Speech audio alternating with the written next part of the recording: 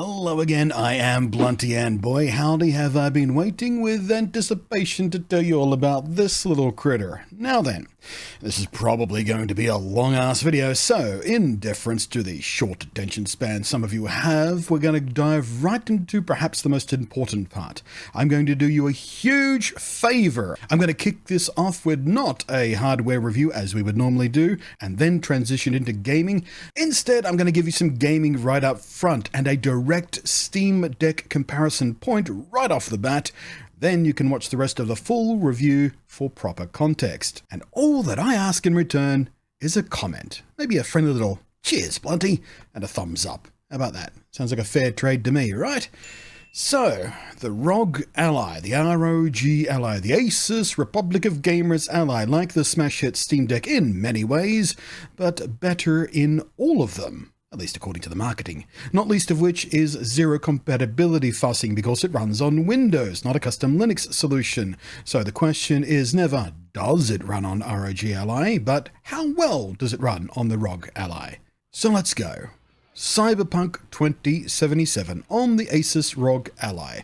For this game, I decided to use some special settings, magic settings from the Steam Deck community themselves, who helpfully regularly share their settings with each other because, well, the standardized hardware makes that especially useful.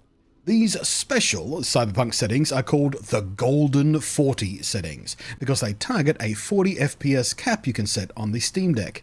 And this is considered the sweet spot for many Steam Deck players, getting a nice frame rate and not compromising too much on graphics on the way there. So, I thought it would make an especially interesting and useful comparison point. As you can see already, these settings also get around 40 FPS also on the Ally, which, if you forgot or were unaware of one important detail, you might be surprised by. Didn't ASUS promise this thing was much more powerful than the Steam Deck? Twice as powerful, in fact, their words.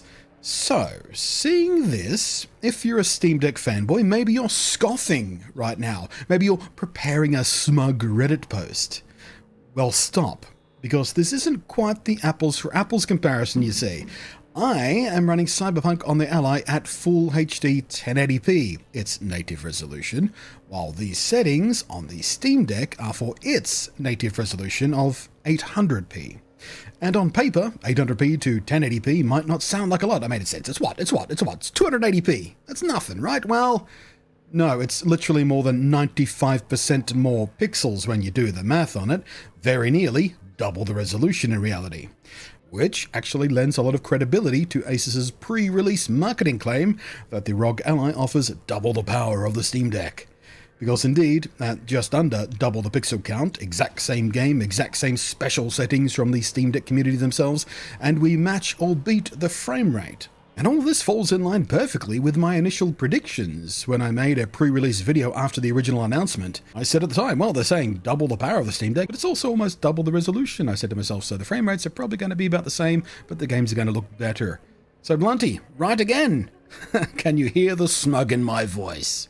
So, with that as a taster, and much more to come, we'll get back to a bunch of games later in this video, including revisiting Cyberpunk 2077 here with a few different configurations.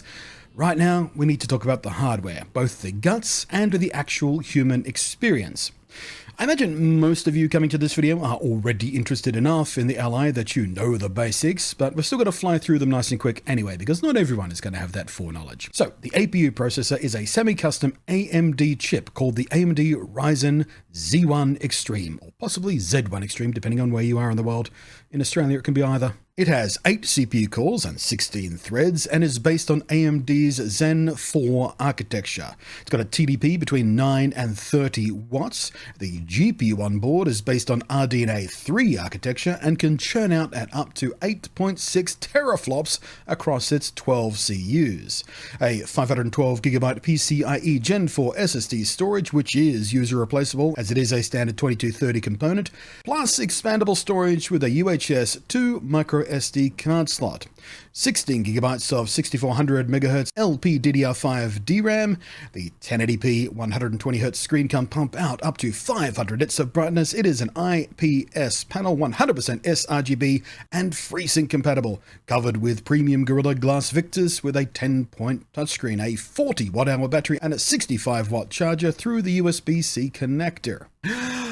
This is the higher end spec unit. There's also a slightly more modest version, which will also be a bit cheaper. Details in the down below. Other things of note on the hardware side of things, it's got a fingerprint reader in the power button for fast Windows Hello login, and it works fantastically. It's got very fast and very low latency Wi-Fi. There's an optional dock for connecting to a big screen at full maxed out power all of the time, and there's an accessory that has a full-on RTX 4090 laptop GPU in it for really OTT gaming. Unfortunately, I have neither of those docking options, so I'm focused on handheld mode only, because, well, that's its primary function anyway, isn't it? Now then, that's most of the important raw numbers and acronyms out of the way. In the real world, the first impression of this device, apparent the instant I lifted it out of the box, is how remarkably comfortable it is, which of course is pretty important for a handheld device, isn't it? But without word of exaggeration, this is easily the most comfortable, well-balanced handheld of this style I've ever held aloft.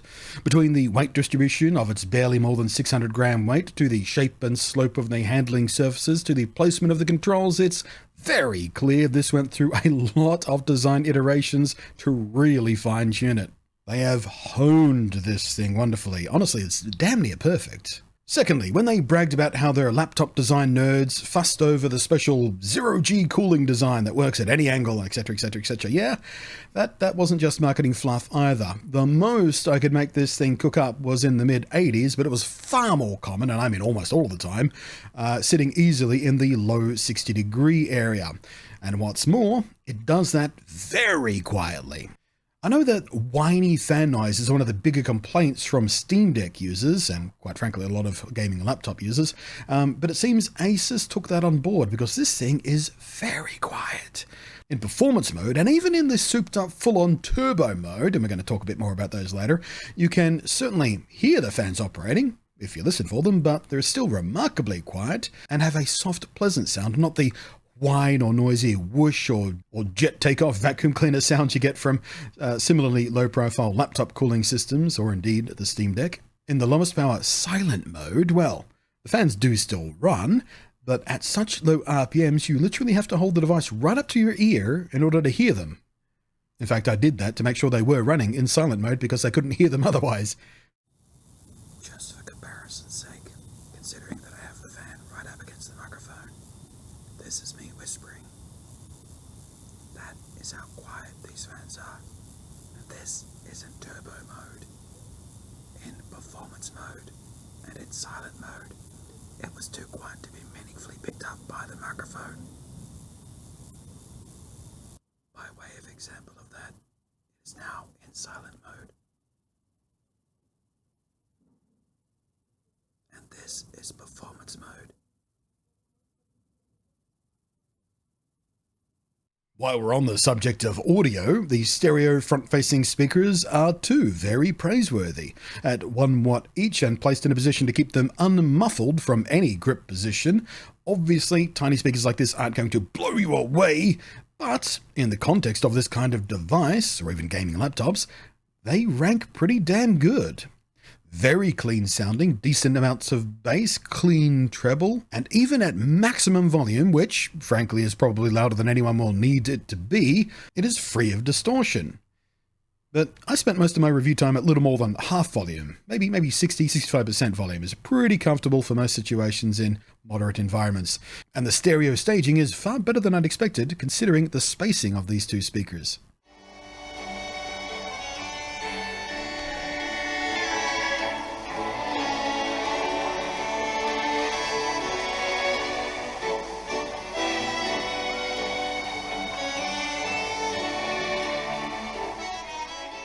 But of course, there's also a dedicated headphone jack and full low latency Bluetooth 5.2 support for other listening options as well.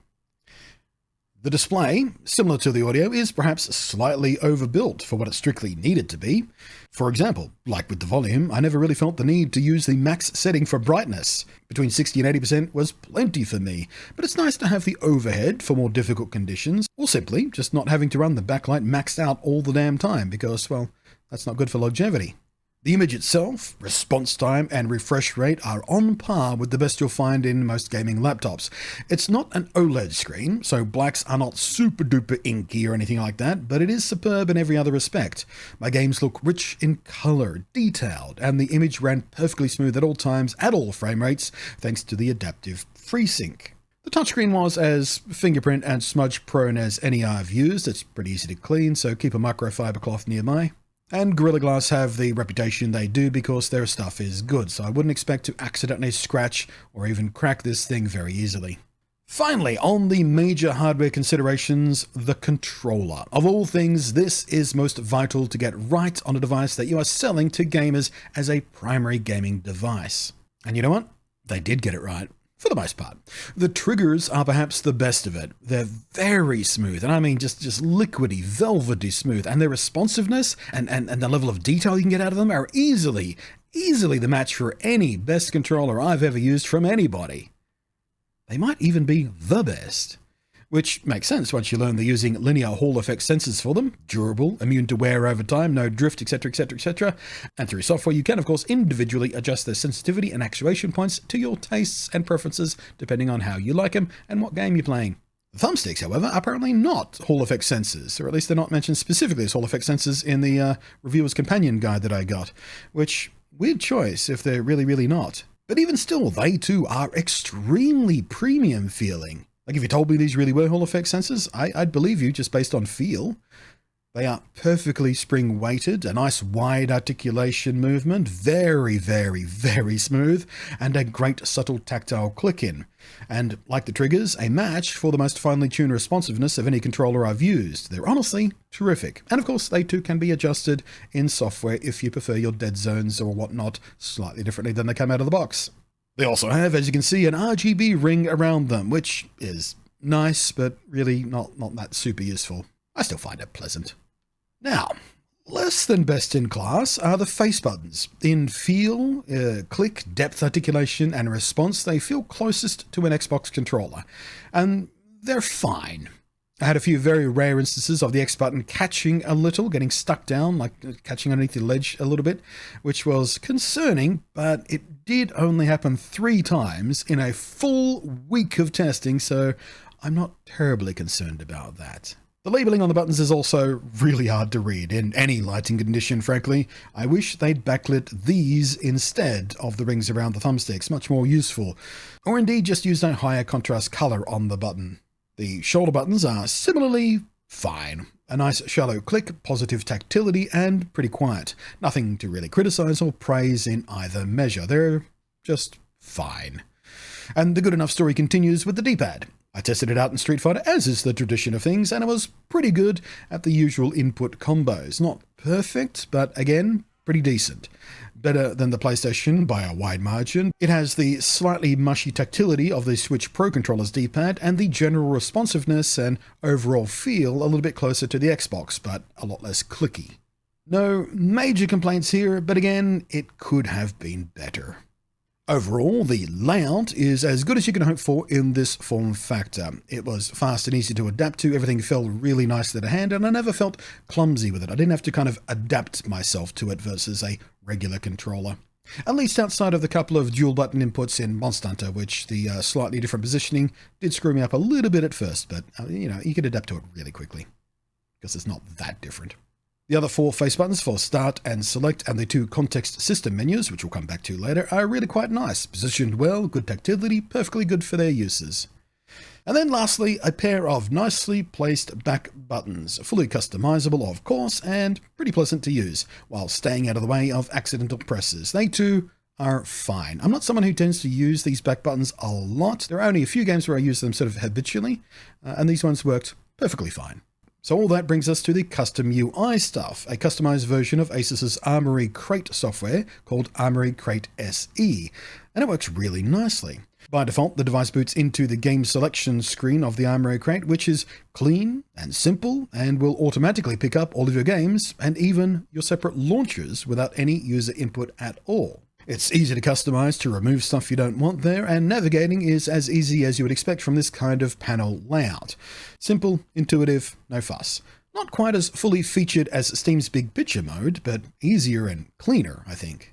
Oh, and of course, you can totally use whatever launcher interface you like, Steam Big Picture or even the standard Windows 11 desktop if you really want, which you can drop back to near instantly at pretty much any time with one button press of those system buttons.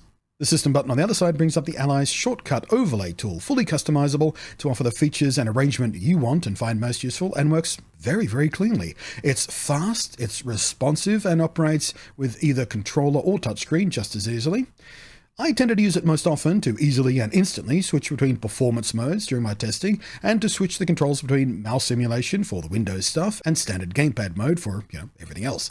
And it works great. You can also set up for screenshots and video recording triggering. You can change the screen's refresh rate between 60 and 120. You can set a frame rate limiter system-wide. You can bring up an on-screen keyboard at the touch of a button. You can even bring up a performance overlay, which includes GPU and CPU activity alongside frame rate and battery levels, even system temperature. Of course, once more, it is Windows underneath, so you can use whatever the hell monitoring or overlay system you like. The popular choice of MSI Afterburner works perfectly well, of course it does. So finally, let's get back to gaming performance. If you are new around here, don't be expecting those dry-ass, boring AF charts and bar graphs that only exist for arguing about in bizarrely removed perspectives. I have piles of them if I want to use those, and I don't think they really tell the real-world story, so I tend not to use them. Nope. Around here, I just actually play the game, properly, and judge everything off how it looks and how it feels to play games like a normal-ass gamer actually plays games. Makes sense, right? So, I'll be testing in both the performance mode and the silent mode, which are 15 watt and 9 watt power modes respectively, depending on if you want to prioritize battery life or performance. This all works in very much the same way as the Steam Deck does it. And with a couple of exceptions, I will also dip into the turbo mode, a 30 watt mode. This really is intended only for docked mode, or at least connected to the 65 watt charger power adapter, because frankly, otherwise, the full power battery nuking power of turbo mode is really only useful when you are plugged in, because your battery is not going to last very long when you're sucking down 30 watts from a 40 watt hour battery. And like I said, I don't have the dock for my review period, so I can't really test it properly as it was intended anyway, but it does work plugged into the adapter, so I did try it for a few things, and it did make a noticeable difference. I'm also running without sync and uncapped frame rates, just for the purposes of seeing where the performance cap is. Under normal circumstances, I would of course cap the frame rate to something useful, because it's much smarter to cap at either 60 FPS or 120 FPS, or maybe even 40 FPS depending on the game. So with that preface out of the way, let's start easy and work our way up. Cult of the Lamb. Not only a crazy good game if you haven't ever tried it before, but a perfect example of the style of classic-inspired but modern game. In maxed out settings at native 1080p, we easily reach past the triple-digit frame rates. It's consistent, it is smooth, and doesn't even touch the sides of the CPU or GPU. Easy peasy lemon squeezy. Dropping down to the low-power silent mode, without changing any settings at all, we still get a pretty consistent 40 FPS, which, for this game, zero issues. Perfectly playable at 40. It might be worth tweaking a setting or two to push past 40 and cap it at 40 to lock it there rock solid, because, well, timing is a thing in this game, and timing is easy to do with consistent frame times. It's a similar story for another one of my fave modern roguelites. Enter the Gungeon. In performance mode, maxed out 1080p, an easy triple-digit frame rate, ready to cap at the 120Hz refresh rate for a crazy smooth experience. It is glorious. In silent mode, once more without changing any other settings, we still see a very comfortable 40 to 50 FPS. Again, ideally, I would cap this at 40 for a rock-solid consistency. Next, classic benchmark fodder, and still played by way more people than you'd ever think after all these years, GTA V. I ran right in just with the default settings the game planted for itself after a fresh install, and away we go. It's worth pointing out, as we move into these types of 3D and open world games, if you are watching this video in full screen on a TV or PC monitor or something, it will probably look a bit jaggy, because we are in sort of middling settings road with 1080p, and, well, frankly, it is a bit jaggy. It looks jaggy because it is. However, on the Ally's screen, its superb screen, at 1080p and 7 inches, it actually looks really, really clean. It's kind of the same deal as a normally pissy 720p can look surprisingly good on a Nintendo Switch, or a Nintendo Switch Lite especially, in handheld mode, because it's all about pixel density versus viewing distance. And when the Ally was first announced, in that original video I made, I had my doubts about how well a 7-inch 1080p screen would hide its sins in this world where even my phone has a 2.7K screen in a 6.5-inch panel. But doubts alleviated. There was no reason to worry. I'm sold. ASUS made a fantastic screen choice here. Correct decision. And as you've been seeing, performance mode easily keeps us above 60 FPS, ready to cap there for a very smooth experience. And in silent mode, for the longest handheld playtime, surprisingly, the performance drop isn't as dramatic as I expected. We lose about 25 FPS or so, but that still means we're above 40 FPS. And for this game, well, that's about as low as I'd want to be. And if you really want 60 FPS in silent mode, there's a whole bunch of settings left to start turning down, or you could even drop to a lower resolution to get there. Point is, you've got overhead if you want more. Now then, how about we start looking at deeper performance challenges, eh? Spider-Man Miles Morales, what a game. Not the world's most efficient or optimized PC port of a once console-exclusive game, which does at least make it useful for benchmarking. Well, with standard medium settings at 1080p in performance mode, we're below what I would call playable for this game, unfortunately. The whip-crapping dynamicism and super fast traversal of this game does really call for, at the absolute lowest, 45 frames per second and ideally 60 FPS. I know, on certain consoles in their fancy graphics mode, this game plops along at 30 FPS and the devs think that's fine. It's really not fine. I find this game basically unplayable at 30 FPS. So, let's do better. Tweaking a few settings pretty easily gets me to the 45 to 60 FPS target I want. I bet with more fiddling I could nail it to 60 FPS without much more compromise, but time was working against me. I didn't have a lot of time to fiddle with this stuff and do all the other testing I wanted to do, so I didn't keep fiddling. This was at least enough to demonstrate for me the potential here, and it was still very playable even at these settings. However, you don't want to be trying to play this game in silent mode. There's not enough grunt there. There just isn't. Now, of course, one of my very favourite games of all time, and one I have played on every single platform it exists on. Switch, PC, Xbox, PlayStation 5, I've done it. Monster Hunter Rise. And under default high settings, except with the motion blur turned off, of course, because I am not a savage, at 1080p in performance mode, and it's an easy 60 FPS with occasional drops to 50-ish. So, like with Miles Morales, a few more tweaks here and there should lock you into 60 FPS capped and synced for a liquid smooth and consistent gameplay. And considering my most played platform for this game is Switch, where it's sub 1080p and 30 FPS, it's actually kind of glorious to be playing it on this handheld at 1080p native in better settings at double the frame rate. Now then, how about silent mode for this one? Well, make a couple of small changes like dropping shadow quality and animated foliage sway off, pop to 720p, and you get performance that falls between 30 and 40 something, and still at a fidelity that easily exceeds the original version of the game. Okay then, that's pretty good, but let's step backwards to Monster Hunter World. It's an older game than Rise is, but still a more demanding one, seeing as it wasn't initially developed and designed for the Nintendo Switch. Like with GTA V, I just popped right into it with the default settings the install left me with, and I was running in the neighborhood of 40 FPS. Personally, I would sit down to do some fine-tuning to get this closer to 60 FPS, but 40 is quite playable for this game, and looks real nice on the Ally too. Silent mode though? Yeah, you're going to need to drop down to 720p and drop a couple of more settings down, like shadow quality, and you'll sit above 30 FPS pretty consistently. Cap it there and off you go. 30 FPS for this game is what it was originally targeted for with its original launch on consoles. It is not my preferred way to play, but it is still what I would call playable here. So, how about this month's most notorious performance problem PC game, Jedi Survivor? Well, it crashed on startup, no matter what I tried. The error message I got, one that was affecting many others when the game launched and probably is to this day, and it seems to be tied to an issue with the GPU drivers. Some people found reinstalling the drivers alleviated the situation, some other people found different hoops to jump through. I tried several different solutions and I couldn't get it to work. And seeing as I am pre-release here with a brand new AMD custom APU, I'm actually surprised this is the only game I had this driver issue with. I'll give AMD a chance to fix the drivers and come back to this in a later video if you guys like. But instead, I tried the previous game, Fallen Order, and it worked fine right out of the gate. I was using the default medium settings in performance mode at 1080p, and I saw a wibbly 30 FPS, which for this game and its demands on combat, I find unplayable. So I dropped it to 720p and got 40 to 60 FPS, much more playable, and a point at which I'd start fiddling with more settings to fine-tune my way to a more stable 60 FPS. Because this is a game where stable frame rates and more importantly reliable frame times are vitally important, because otherwise timing parries and dodges gets pretty erratic and pretty frustrating. But again, this was just the default medium settings it came out of the box with, so lots and lots of room to fine-tune stuff here to get it playing the way you want it to play. It was at this point though, I popped the Ally into its turbo mode, just to see how it behaves on this more challenging game, and bam! We kicked right up past 60 and into the 70s, even hit 90 FPS at times out of combat.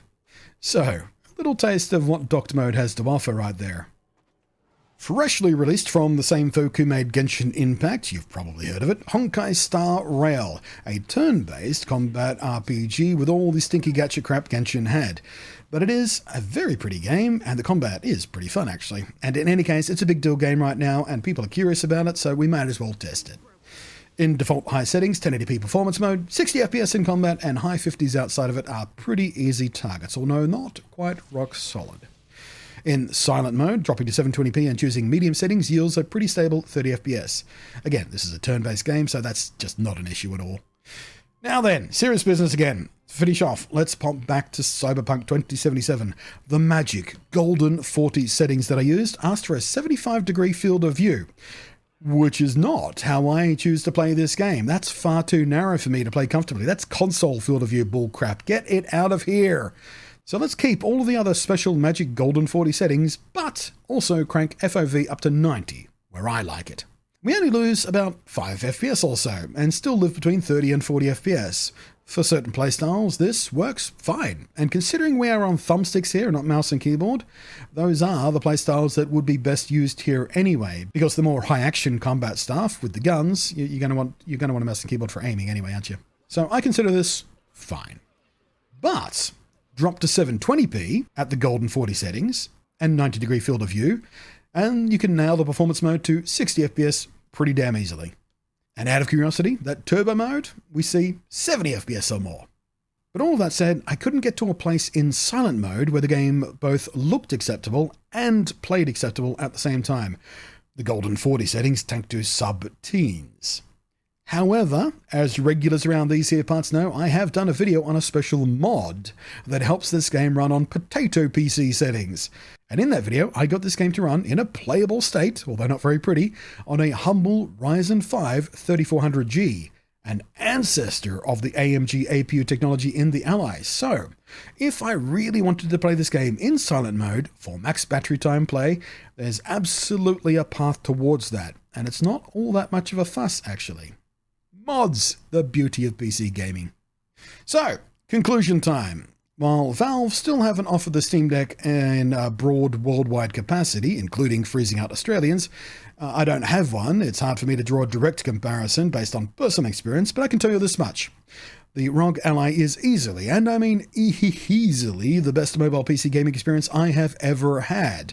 And my experiments with Cyberpunk lead credibility to ASUS's claim of double the performance of the Steam Deck. And this is possibly the most comfortable device of this form factor I've ever used, much less even simply held. It nestles in the hand remarkably well.